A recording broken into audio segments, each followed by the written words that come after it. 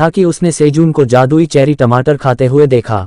सेजून की हरकत से टावर मैनेजर नाराज हो गया और धमकी दी उसे, ये कहते हुए कि यदि उसने खोज नहीं की तो टावर प्रबंधक निश्चित रूप से उसे मार डालेगा। उसके कारण समझौता करते हुए सेजून ने 5 जादुई चेरी टमाटर की पेशकश की और बाकी बाद में दिए जाने का वादा किया, क्योंकि अन्य बच्चों को भी खाना खिलाना था। टावर प्रबंधक ने केवल एक बार के लिए प्रस्ताव स्वीकार किया। अपनी बातचीत खत्म करने के बाद सेजून ने देखा कि टावर मैनेजर माफी मांगने की कोशिश कर रहा था, और ये जितना उसने सोचा था उससे कहीं अधिक सरल था। खो जाने के बाद अपने दिन पर चौथा नीला चांद दिखाई दिया। सेजून अभी भी खुद को हरे प्याज के कंबल से ढक रहा था, लेकिन इस बार वह जादुई चेरी टमाटर खा रहा था। उसने सुना था कि ज्यादा एमपी वाले लोग एक राक्षस की दहाड़ को एक निश्चित स्तर तक झेल सकते हैं। यही वजह है कि सेजून जादुई चेरी टमाटर खा रहा था। सेजून को केवल यही उम्मीद थी कि पिछली बार जो हुआ था वह अभी नहीं होगा फिर से, और आज का नीला चांद तेजी से समाप्त होगा। फसलों का अवलोकन करते समय उन्होंने देखा कि वे नीले चांद के सार से सराबोर हो रहे थे।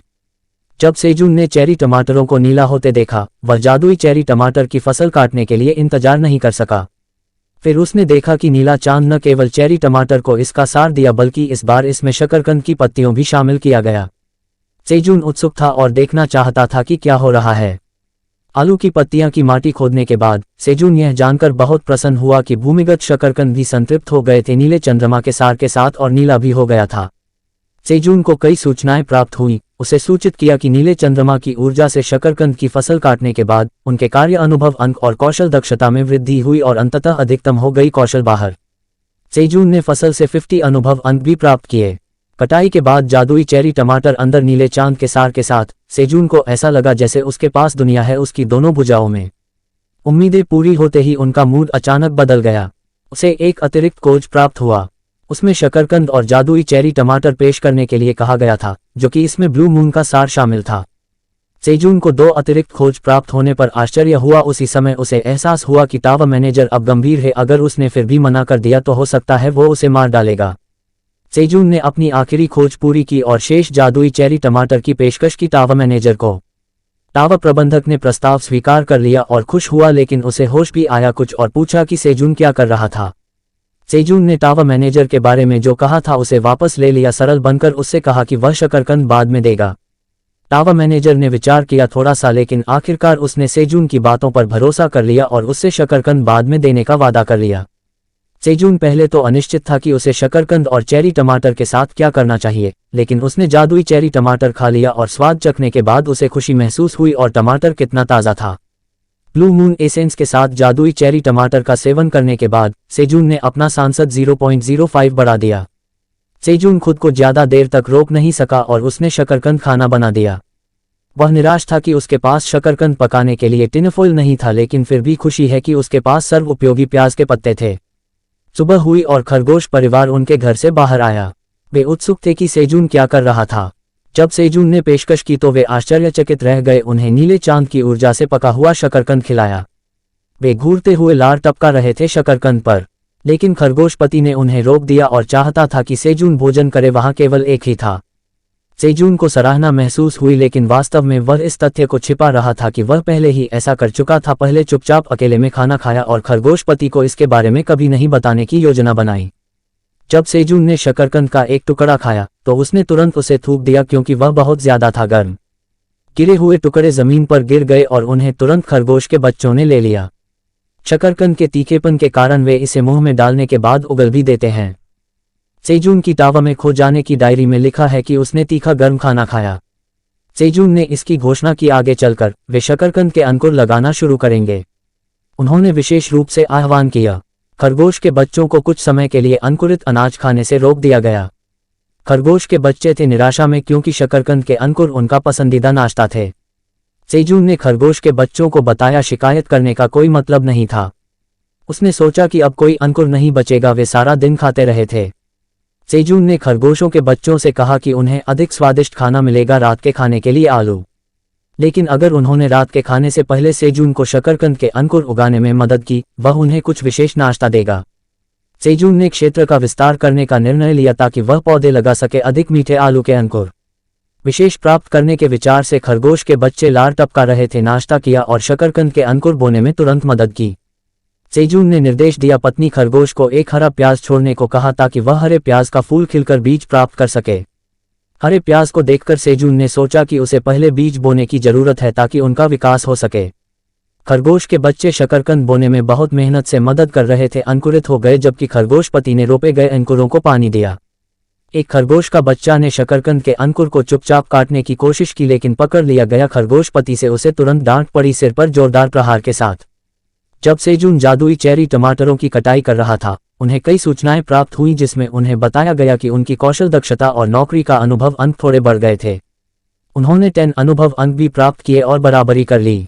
सेजून के पास था स्तर 1 पर पहुंच गया और वर्तमान गति से वह पहले ही उनकी कटाई कर सकता था। उसने कुछ नाश्ता तैयार किया हर किसी के लिए। दिलचस्प बात यह है कि टावर मैनेजर इस बात पर नजर रख रहा था कि सेजून क्या करने जा रहा है, खाना पकाना, लेकिन सेजून की नज़र उस पर पड़ गई। उसने दूसरों को बुलाया ताकि वे नाश्ता कर सकें। सेजून का नाश्ता हड्डी की कटार में विशेष बुनी हुई चेरी टमाटर था, जिसे सभी ने आनंद से प्राप्त किया। उन्होंने खरगोशों को याद दिलाया कि भोजन को काटने से पहले उसे फूंक मारे क्योंकि वह बहुत ज्यादा था गर्म। सेजून ने देखा कि शकरकंद के पर्याप्त अंकुर पहले ही लगाए जा चुके थे और कुछ शकरकंद को खोद लिया उनके रात्रि भोजन के लिए। सेजून ताकतवर शकरकंद नामक वस्तु प्राप्त करने में सक्षम था उसकी पहली फसल के साथ। अन्य शकरकंद की कटाई के बाद सेजून प्रत्येक पौधे से 5 शकरकंद की फसल काटने में सक्षम हो गया। फसल के बाद सेजून ने शकरकंद के अंकुर लगाए स्वयं, और जब उनकी कौशल दक्षता बढ़ी तो आश्चर्यचकित रह गए। जब उसे एहसास हुआ तो वह डर गया। अपने कौशल स्तर को बढ़ाने के लिए सेजून को शकरकंद के अंकुर खुद ही लगाने होंगे और तुरंत सभी को काम बंद करने के लिए कहा क्योंकि उसके बाद से सारा काम वह ही करेंगे।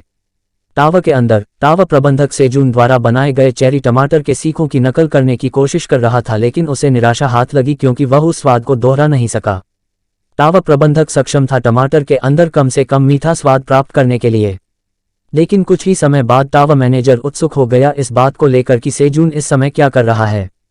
जब टावर मैनेजर ने सेजून को देखा तो वह क्रोधित हो गया क्योंकि बाकी लोग उसके बिना शकरकंद भून रहे हैं। तब टावर प्रबंधक की असली पहचान सामने आई, महान काला ड्रैगन एलीन फ्रिटानी। अपने भोजन का आनंद लेते समय सेजून को एक अतिरिक्त खोज प्राप्त हुआ, टावर मैनेजर को एक बुना हुआ ताकत वाला शकरकंद देने की।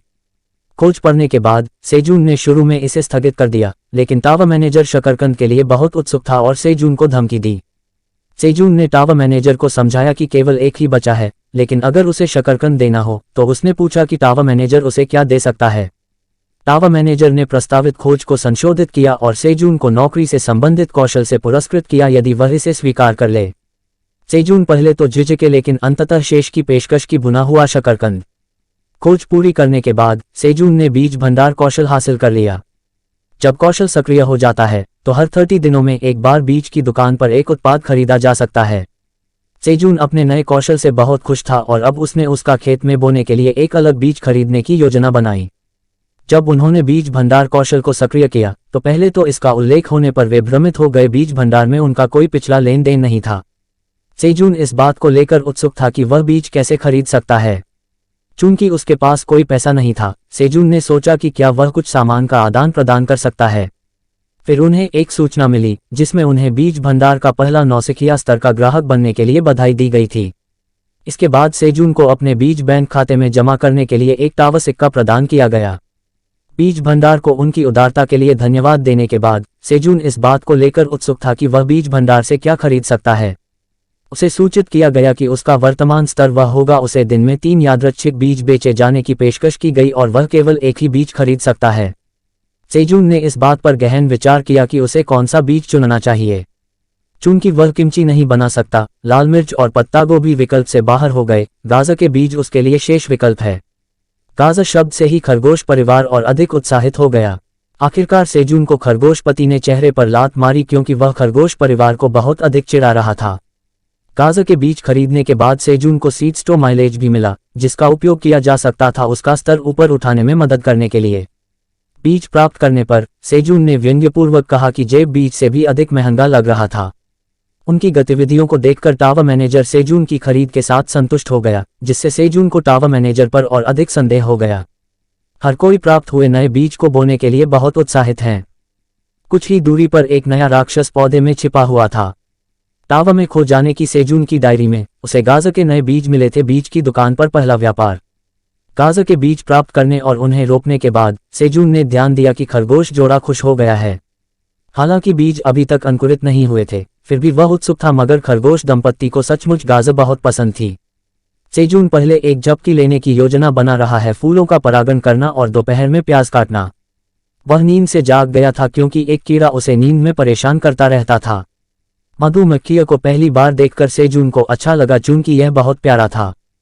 जब उसने मधुमक्खियों का नाम जांचा तो वह तुरंत पीछे हट गया क्योंकि ये भी था जहरीली मधुमक्खियों नाम दिया गया। सेजून ने दूसरों को जहरीली मधुमक्खियों के बारे में चेतावनी देने की कोशिश की, लेकिन आश्चर्यचकित रह गया ये जानने के लिए कि वे पहले से ही सेजून को जहरीली मधुमक्खियों के साथ छोड़कर भाग रहे हैं। टावर मैनेजर ने सेजून को चेतावनी दी थी कि जहरीली मधुमक्खियां मांसाहारी राक्षस है, डंक मारो और मांस खाओ, इनसे बचना ही सर्वोत्तम उपाय है।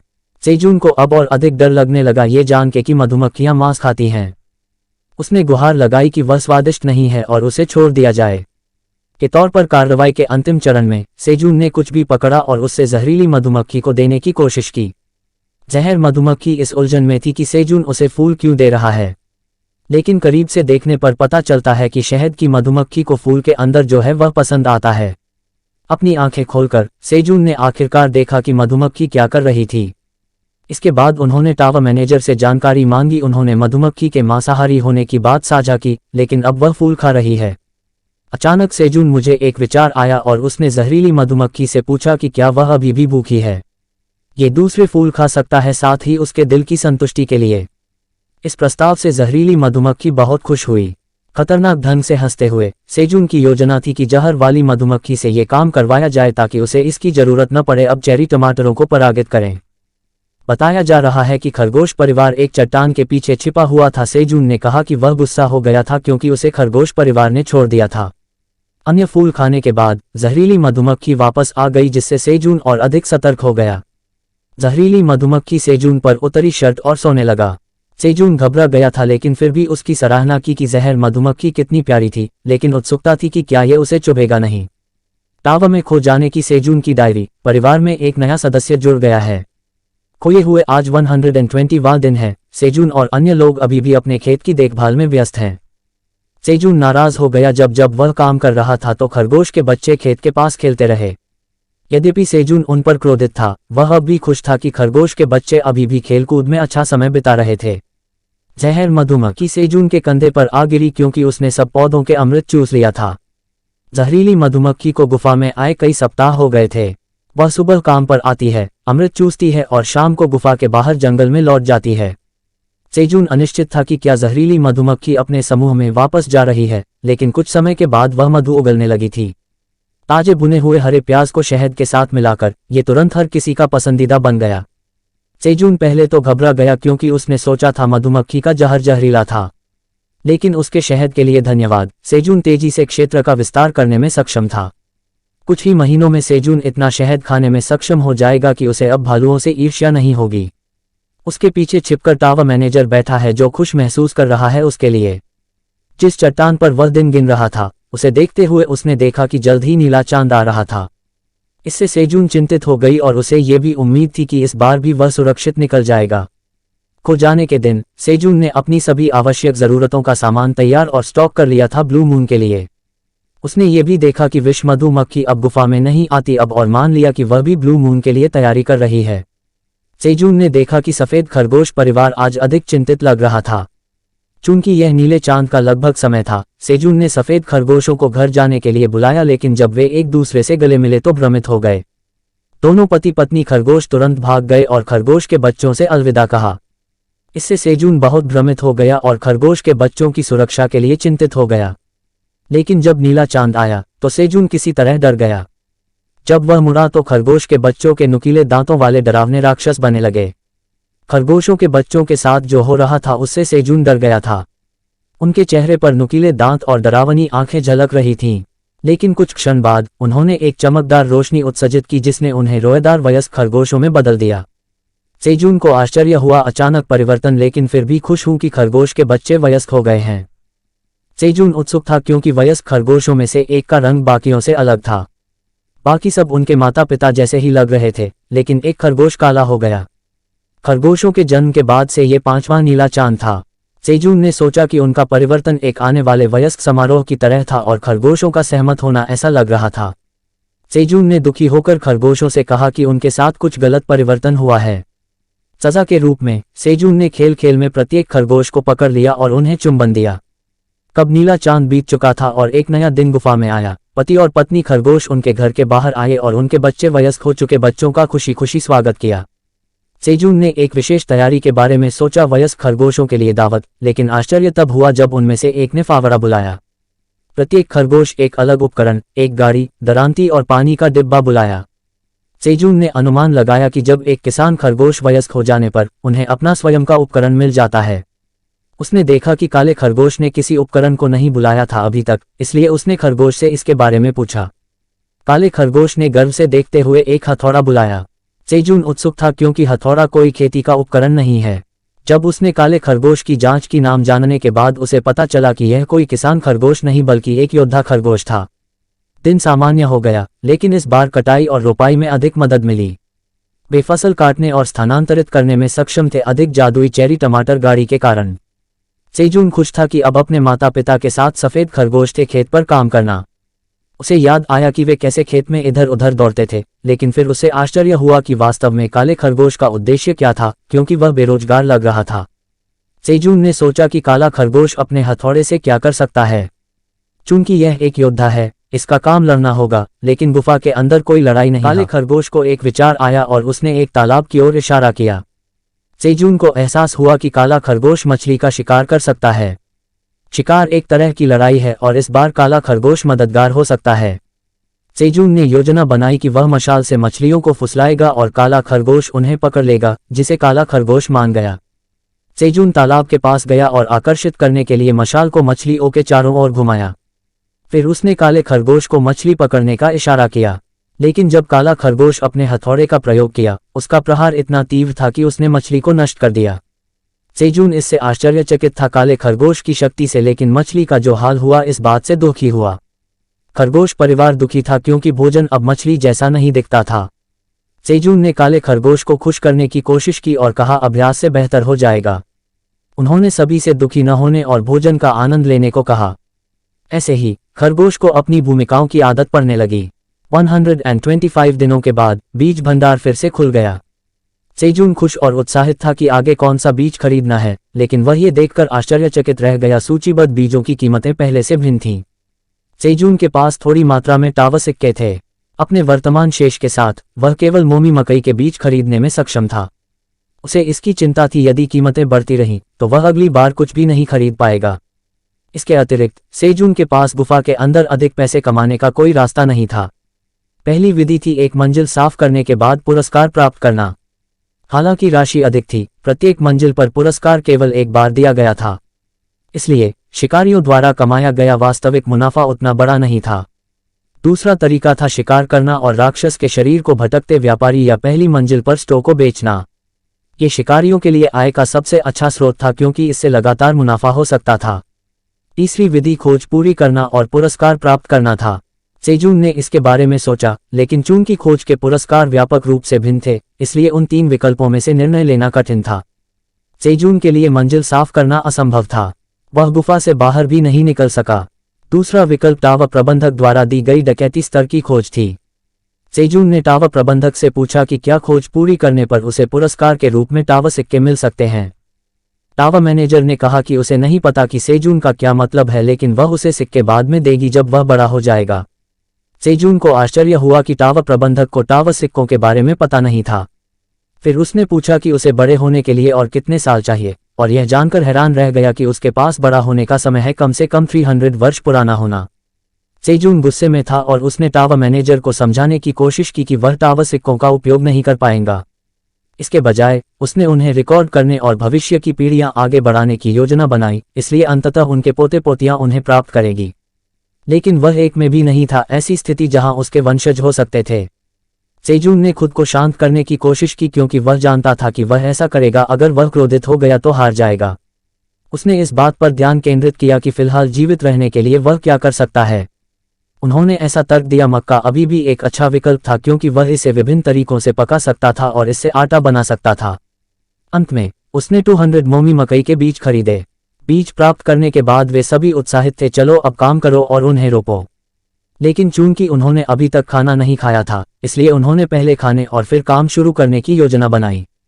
कुछ समय बाद सेजून और अन्य लोगों का ग्रिल्ड मछली खाकर पेट भर गया और उन्होंने उसे बचाने की योजना बनाई आराम करके बाद के लिए।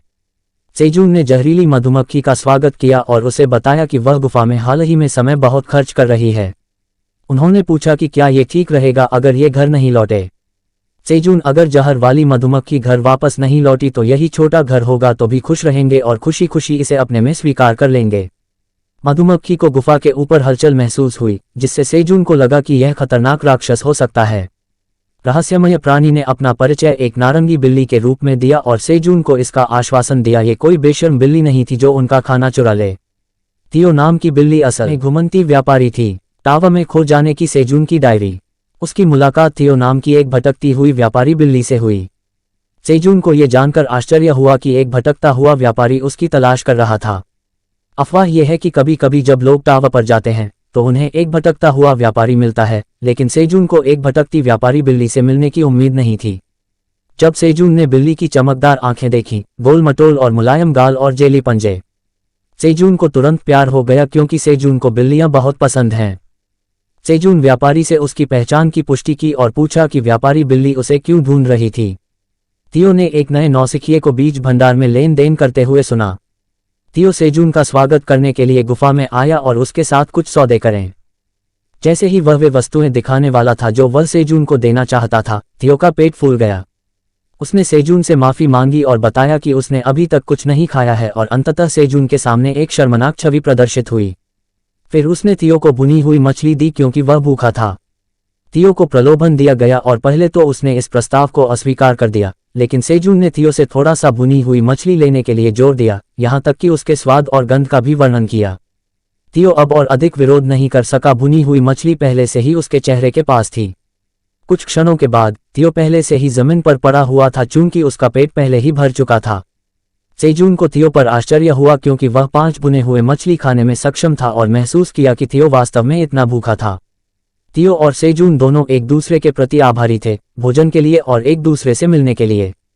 थियो सेजून को वह सामान दिखाने वाला था जिसे वह बेचने के लिए लाया था, लेकिन सेजून ने उसे ये कहकर मना कर दिया कि थियो को भुनी हुई मछली के लिए भुगतान करना होगा, जो लगभग 0.5 टावा सिक्के थे। थियो को आश्चर्य हुआ और उसने सोचा कि भोजन की पेशकश सेजून ने निःशुल्क की थी। सेजून ने जवाब दिया कि टॉवर के अंदर मुफ्त जैसी कोई चीज नहीं है। थियो को याद दिलाया कि वह सेजून के साथ सौदा करने आया था। सेजून ने इसे एक भटकन के रूप में इंगित किया। व्यापारी थियो ग्राहक की मछली खाने की योजना बना रहा था और भाग गया। थियो को बहुत डर लग रहा था, वयस्क खरगोशों द्वारा घेर लिया गया, और थियो ने अंततः हार मान ली और सेजून को उसके द्वारा खाई गई भुनी हुई मछली के लिए भुगतान किया। सेजून खुश था कि आखिरकार वह एक टावा सिक्का प्राप्त करने में सक्षम हो गया, जबकि दूसरी ओर थियो को मिल गया उदास हो जाना। थियो ने सेजून के पैसे लेने की योजना बनाई थी, लेकिन इसके बजाय वह वही था जो उसके पैसे दे रहा था। उनका व्यवसाय घाटे में शुरू हुआ, लेकिन थियो ने हार नहीं मानी और खुद को बताया वह निश्चित रूप से अपनी सारी चीजें सेजून को बेच देगा। अपनी आंखों में आंसू के साथ थियो ने सेजून को जो सामान लाया गया वो देखने के लिए कहा। थियो ने गर्व भरी दृष्टि से अपने द्वारा लाई गई वस्तुएं दिखाई। इसमें एक टम्बलर, मिनी फैन और एक पोर्टेबल हैंड वार्मर शामिल है। सभी वस्तुओं की कीमत प्रत्येक में 5 टावा सिक्के हैं। सेजून ने पूछा कि क्या वस्तुएं टॉवर के बाहर से आई थी क्योंकि वह वस्तुओं को अच्छी तरह से जानता था। थियो ने वस्तुओं को अलग अलग समझाया और ये कैसे काम करता है। उन्होंने समझाया कि गिलास संरक्षण का एक जादू था कि यदि कोई गर्म या ठंडा सामान अंदर रखता है तो ये तापमान बनाए रखेगा। थियो द्वारा लाए गए मिनीफैन में हवा का जादू है। जब भी उन्हें इसकी आवश्यकता हो वे बस इसे दबा सकते हैं। चालू करने के लिए स्विच करें। आइटम कैसे काम करते हैं ये समझाने के बीच में सेजून ने थियो की बात काट दी। उसने थियो से कहा कि वह जो सामान लाया है वह सब कूड़ा है। इस कथन से थियो क्रोधित हो गया। सेजून के शब्दों पर क्रोधित होकर थियो ने सेजून से पूछा कि वह किस बारे में बात कर रहा था और उस पर ऐसा आरोप क्यों लगाया टावर के बाहर से वस्तुओं का मूल्य नहीं जानते। सेजून होने ने थियो के सवाल का जवाब दिया और उसे सूचित किया कि सेजून टॉवर के बाहर से आया था। फिर सेजून थियो को समझाया कि उसका क्या मतलब है। वह जो सामान लाया है वह कचरा है। सामान के अंदर कोई जादू नहीं था। टम्बलर बाहर से संपर्क को अवरुद्ध करके गर्मी हस्तांतरण को रोकता है। मिनीफैन के लिए और पोर्टेबल हैंड वार्मर इसे कुछ घंटों के लिए चालू करने के बाद ये काम करना बंद कर देगा क्योंकि बैटरियां खत्म हो जाएंगी। थियो ने सेजून की बातों पर विश्वास करने से इनकार कर दिया और कहा कि निश्चित रूप से स्काराम उसे बताया कि वस्तुओं के अंदर जादू है, लेकिन तुरंत भयानक वास्तविकता से उसका सामना हुआ जब बैटरी पूरी तरह खत्म हो जाने के कारण मिनीफैन ने काम करना बंद कर दिया। थियो ने कोशिश की इसे चलाने के लिए मिनीफैन को दबाया, लेकिन कोई फायदा नहीं हुआ। सेजून ने थियो को बताया कि वह हो सकता है स्काराम द्वारा स्कैम किया गया, जिसने थियो को बेकार चीजें बेची। स्काराम पर विश्वास करने के बाद से थियो उदास था क्योंकि वह उस पर दयालु था। थियो फूट फूट कर रोने लगा क्योंकि उसने अंततः इस तथ्य को स्वीकार कर लिया कि उसके साथ धोखाधड़ी हुई थी स्काराम द्वारा। दूसरी ओर सेजून आश्चर्यचकित था कि थियो का स्वर बदल गया। अब थियो निया को जोड़ रहा है उसके वाक्य का अंत। बुरा महसूस करते हुए सेजून ने थियो से पूछा कि क्या हुआ। थियो ने अपनी कहानी बताई कि वह कहाँ से है, मंजिल जो टावर के तटस्थ क्षेत्रों में से एक है। थियो लंबे समय तक मेरिल की प्रशंसा करता रहा, ग्रेनार गांव की सबसे खूबसूरत लड़की। थियो ने मेरिल के सामने कबूल किया और उससे उसके साथ डेट पर जाने के लिए कहा, लेकिन उसे केवल तब घृणा का सामना करना पड़ा जब मेरिल ने थियो द्वारा लाए गए मछली के गुलदस्ते को थप्पड़ मारा और उसे बताया कि उसे सस्ते चावल की मछली की गंध पसंद नहीं आई। एक आवाज ने थियो से कहा कि उसे अपनी जगह पता होनी चाहिए। ये गांव की सबसे अमीर बिल्ली का बेटा ओरिन था। ओरिन ने थियो से कहा कि उसे एक महिला को निम्न श्रेणी की चावल की मछली दें, ऐसा नहीं करना चाहिए और इसके बदले उपहार के रूप में कम से कम एक उच्च गुणवत्ता वाला सामान लाएं। थियो ने सोचा कि मेरिल उपहार पर थप्पड़ मारेगी क्योंकि वह जानता है कि उसे चिकना भोजन से नफरत है। थियो को आश्चर्य हुआ देखे कि मेरिल को ओरिन द्वारा उसके लिए खरीदा गया सामान पसंद आया। मेरिल ओरिन के साथ जाने वाली थी। थियो ने रोक लिया तो उसका हाथ पकड़कर पूछा कि क्या जो यादें उन्होंने एक साथ साझा की वे उसके लिए कुछ भी नहीं थीं। मेरिल ने बताया। थियो ने गुस्से में कहा कि वह भ्रमित था। वह केवल कुछ बार मुस्कुराए, लेकिन थियो अंततः उसका पीछा करने लगा, उसे ये बताने के बाद भी कि उसे उसमें कोई दिलचस्पी नहीं है। थियो इतना दुखी था कि उसका अंत हो गया। उसने गांव छोड़कर भागने का फैसला किया और एक घुमंतू व्यापारी बन गया। वह दृढ़ निश्चयी था अमीर बनने और अपना बदला लेने के लिए। अपनी जीवन भर की बचत का उपयोग करते हुए थियो भटकता हुआ व्यापारी बनने के लिए आवश्यक लाइसेंस और उपकरण लेकर आया। 50 टावर सिक्कों के मूल्य देकर वह फेरी वाले से कुछ खरीदने जा रहा था, बचे हुए 5 टावर सिक्कों के साथ। लेकिन स्काराम के कहने पर उसे धोखा दिया गया। उसे बताया गया कि वह जो सामान बेच रहा है उन्हें फिर से बेचने के लिए कहा, उसे ऊपरी मंजिल पर मौजूद जीव शौक के तौर पर इकट्ठा कर रहे हैं।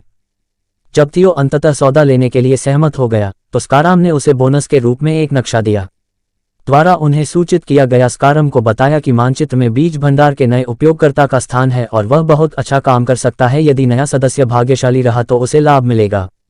थियो की कहानी सुनने के बाद सेजून को सब कुछ समझ आ गया, लेकिन तुरंत एक विचार आया। सेजून ने थियो को शांत करने की कोशिश की और पेशकश की, उसे एक और भुनी हुई मछली दी और उससे वादा किया कि उससे कोई शुल्क नहीं लिया जाएगा। बदले में उन्होंने पूछा कि क्या थियो उनके साथ काम कर सकता है। सेजून की डायरी टावर में खो जाने के बाद सेजून को एक साथी मिल गया। जब सेजून ने सुझाव दिया वे साथ साथ काम कर सकते हैं तो थियो आश्चर्यचकित रह गया। उन्होंने बताया कि उन्हें अपना सामान बेचने के लिए एक अच्छे व्यापारी की जरूरत है। थियो को दुख हुआ ये सोचकर कि वह विश्वसनीय नहीं हो सकता क्योंकि वह एक भटकते व्यापारी के रूप में नया और अनुभवहीन था। सेजून ने थियो को आश्वस्त किया कि वह इस नौकरी के लिए उपयुक्त है क्योंकि उसके पास इसके लिए प्रतिभा है। सेजून समझ गया कि थियो ने अपने पिछले बिजनेस पार्टनर के साथ एक छोटी सी गलती की है। थियो इस बात को लेकर उत्सुक हो गया कि बिजनेस पार्टनर क्या होता है, इसलिए सेजून ने एक शांत माहौल बनाया और समझाया कि थियो की पिछली साझेदारी में क्या हुआ था। सेजून ने एक व्यवसाय योजना प्रस्तावित की, दोनों को फायदा होगा। उन्होंने आगे बताया कि थियो का कार्य सेजून की वस्तुओं को लेना होगा और उन्हें दूसरों को बेचेंगे और बदले में सेजून थियो को बिक्री राजस्व का एक हिस्सा देगा। प्रोत्साहन के बारे में उत्सुक होकर थियो ने सेजून से पूछा। सेजून ने जवाब दिया कि थियो को आइटम यहां बेचना था, कीमतें सेजून द्वारा ना